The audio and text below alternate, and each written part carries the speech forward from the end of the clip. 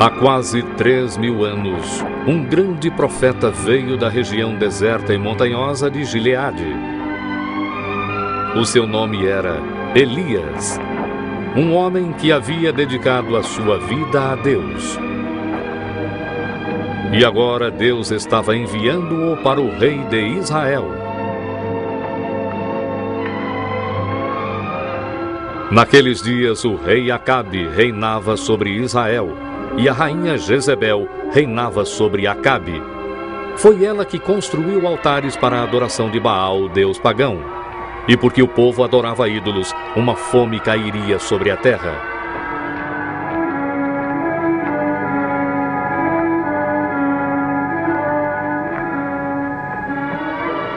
Viva o Senhor Deus de Israel, a quem eu sirvo. Que nestes anos nem orvalho nem chuva haverá, senão segundo a minha palavra. Então o Senhor falou com Elias, dizendo: Vai-te daqui e esconde-te junto ao ribeiro de Carite. Tu beberás do ribeiro, e eu tenho ordenado aos corvos que ali te sustentem. E assim, obedecendo ao Senhor, Elias deixou rapidamente o palácio.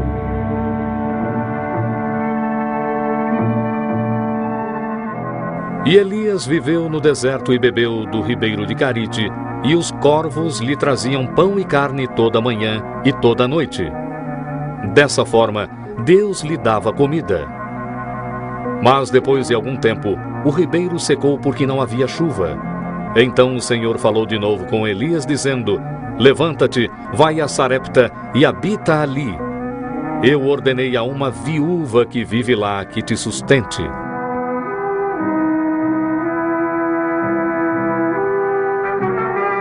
Quando Elias chegou ao portão da cidade, ele viu uma viúva e seu filho apanhando lenha, e ele o saudou. Peço-lhe, traga-me um pouco de água para beber. E também um bocado de pão. Viva o Senhor seu Deus, que quase nada tenho. Tudo que tenho é um punhado de farinha e um pouco de azeite. Eu estou apanhando alguns gravetos para preparar algo para mim e para o meu filho. Quando a comida acabar, certamente morreremos de fome.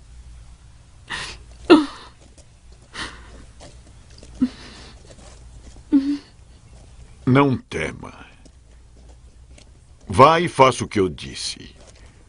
Porém, faça primeiro para mim um pão pequeno. Depois fará para você e para o seu filho.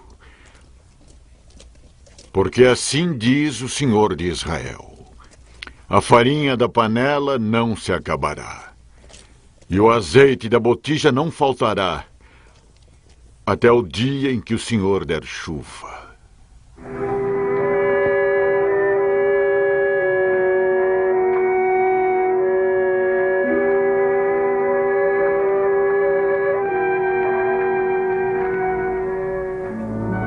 Obediente, a viúva fez o que Elias mandou, e ela, o seu filho e o profeta comeram por muitos dias.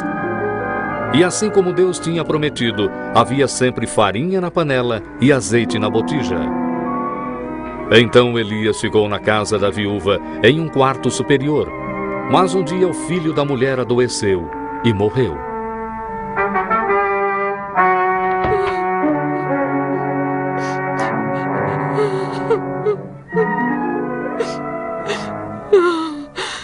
Deixe-me em paz, homem de Deus.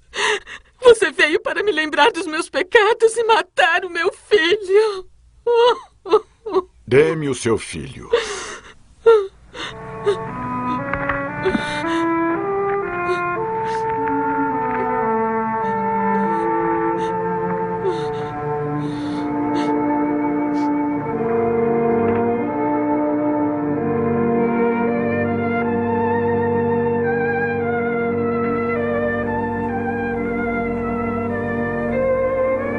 Então Elias levou o menino para o quarto superior onde ele morava e o deitou na sua cama.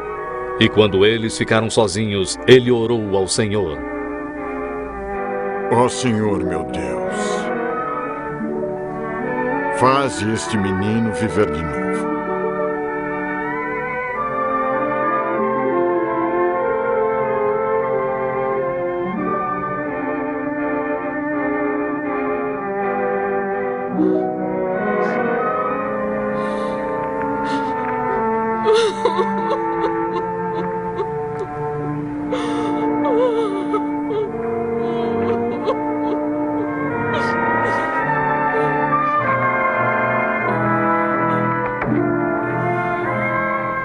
Vê, teu filho vive.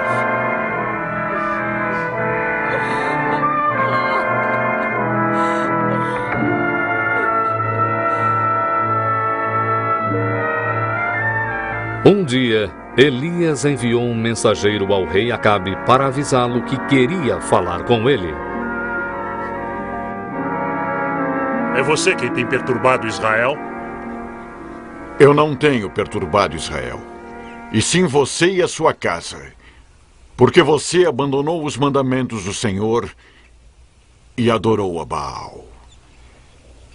Envie homens para juntar todo Israel no Monte Carmelo, e também os 450 profetas de Baal, e os 400 profetas de Azera, que comem da mesa de Jezebel.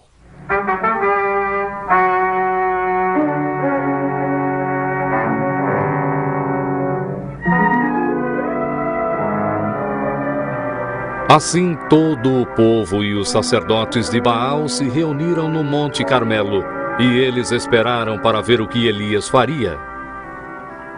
Até quando se dividirão entre dois pensamentos? Se o Senhor é Deus, sigam-no. E se é Baal, então sigam-no. Deem-nos 2 bezerros, e que os profetas de Baal escolham para si um dos bezerros e o dividam em pedaços e o ponham sobre a lenha. Porém, não lhe metam fogo. Eu prepararei o outro e o porei sobre a lenha, e não lhe meterei fogo. Então invoquem o nome do seu Deus, e eu invocarei o nome do Senhor. E o Deus que responder pelo fogo, esse será Deus.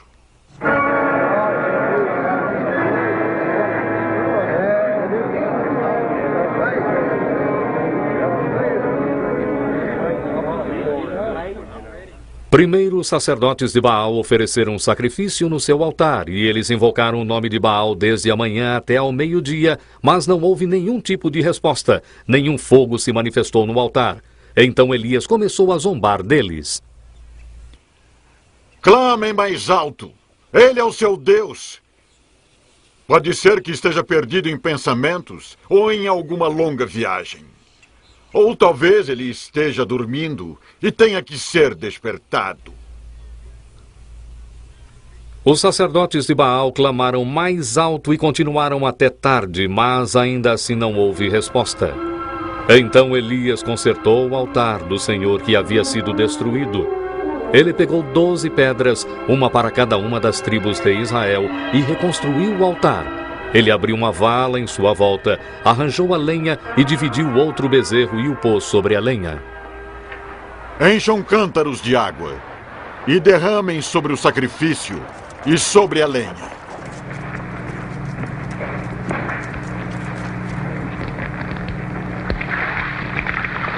Repitam uma segunda vez. E uma terceira vez.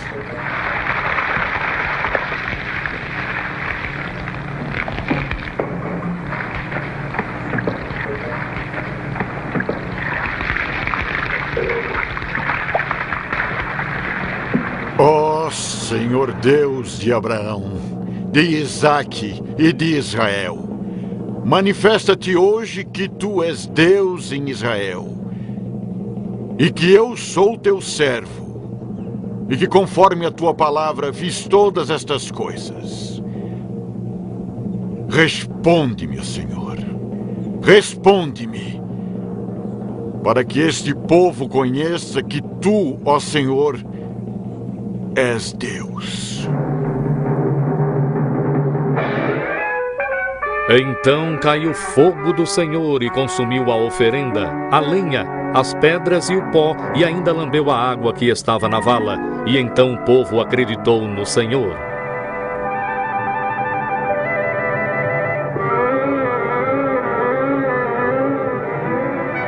Lancem mão dos profetas de Baal, que nenhum deles escape.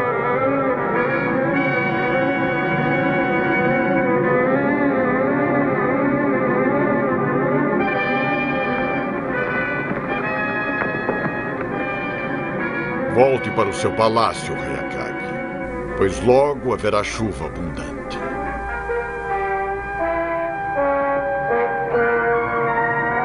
Mas quando Acabe contou a Jezebel tudo o que Elias havia feito e como ele matara todos os profetas de Baal, a rainha gritou enfurecida: Que os deuses me punam se eu não matar Elias amanhã a esta hora! Para salvar a sua vida, Elias fugiu para o deserto onde ele pediu para morrer. Mas um anjo do Senhor veio e o alimentou e o consolou.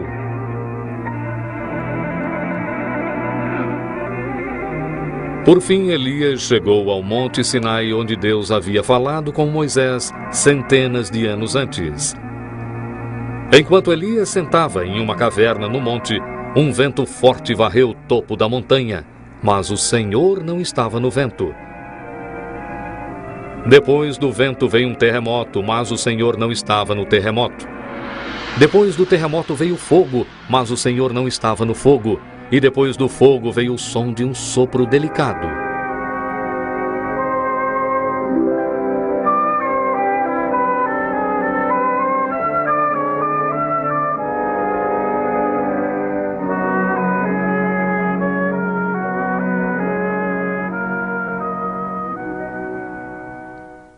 Que fazes aqui, Elias?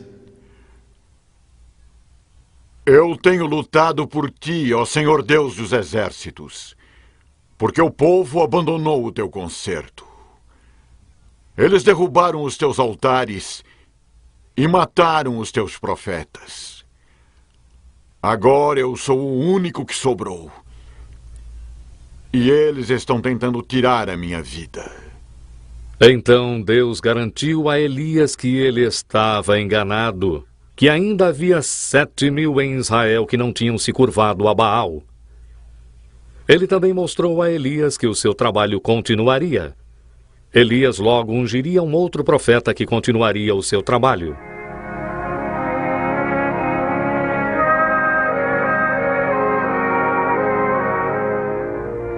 E assim, com fé e coragem renovada, Elias deixou o Monte Sinai para continuar o seu trabalho.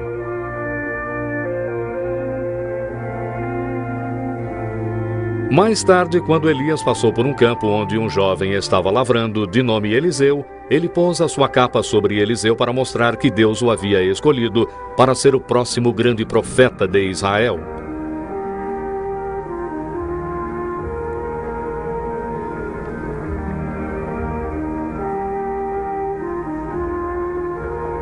E Eliseu deixou tudo para trás e o seguiu e o serviu. Mas um dia Elias sentiu que era hora de deixar Eliseu. Ele tinha fielmente feito o trabalho de Deus na terra e estava prestes a ser elevado ao céu. Mas antes, ele se ofereceu para fazer uma última coisa para o seu discípulo. Antes que eu seja levado, dize-me, Eliseu, o que queres que eu faça por ti? Peço-lhe que haja porção dobrada de seu espírito sobre mim. Pediu-me uma coisa difícil. Mas se me vires quando eu for tomado de ti, terás o que pedistes.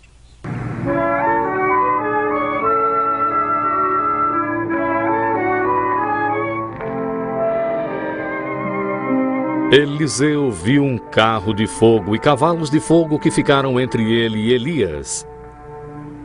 E Elias subiu ao céu em um redemoinho. Então Eliseu pegou a capa de Elias que tinha caído no chão e partiu para realizar o trabalho do Senhor, pois ele sabia que desse dia em diante o Espírito do Senhor estaria com ele, assim como havia estado com Elias.